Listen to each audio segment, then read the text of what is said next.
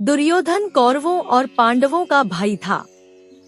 हालांकि उसने कभी भी पांडवों को भाई समान नहीं माना और यही कारण था कि पांडवों को अपने अधिकार के लिए कौरवों से महाभारत का युद्ध करना पड़ा। महाभारत में ऐसे कई रहस्य हैं जो आज भी किसी पहेली से कम नहीं। ऐसा ही एक रहस्य है दुर्योधन की उन 3 उंगलियों का जो उसने मरते समय श्री कृष्ण को दिखाई थी। क्या है उन उंगलियों के पीछे का महत्व और किस बात का दुर्योधन ने किया था श्री कृष्ण को इशारा, आइए जानते हैं।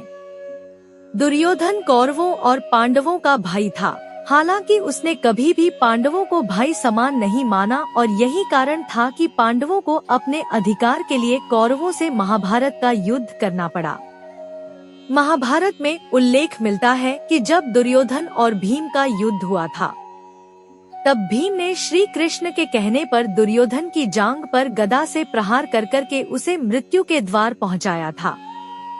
मरते समय दुर्योधन ने श्री कृष्ण की ओर देखा और उन्हें अपनी उंगलियां दिखाईं। महाभारत में उल्लेख मिलता है कि दुर्योधन अपनी 3 उंगलियों को दिखाकर अपनी 3 गलतियों के बारे में बता रहा था।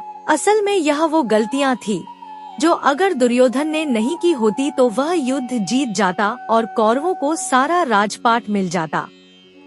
हालांकि भगवान श्री कृष्ण ने तब भी दुर्योधन द्वारा कही गई बात को गलत बताया था।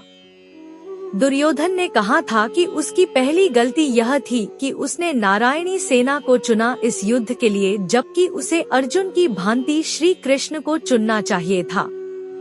इस पर श्री कृष्ण ने कहा कि वह अधर्म का साथ नहीं देते। दुर्योधन ने दूसरी गलती बताई कि जुए में जीतने के बाद उसे पांडवों को वनवास भेजने के बजाय मृत्यु के घाट उतार देना चाहिए था।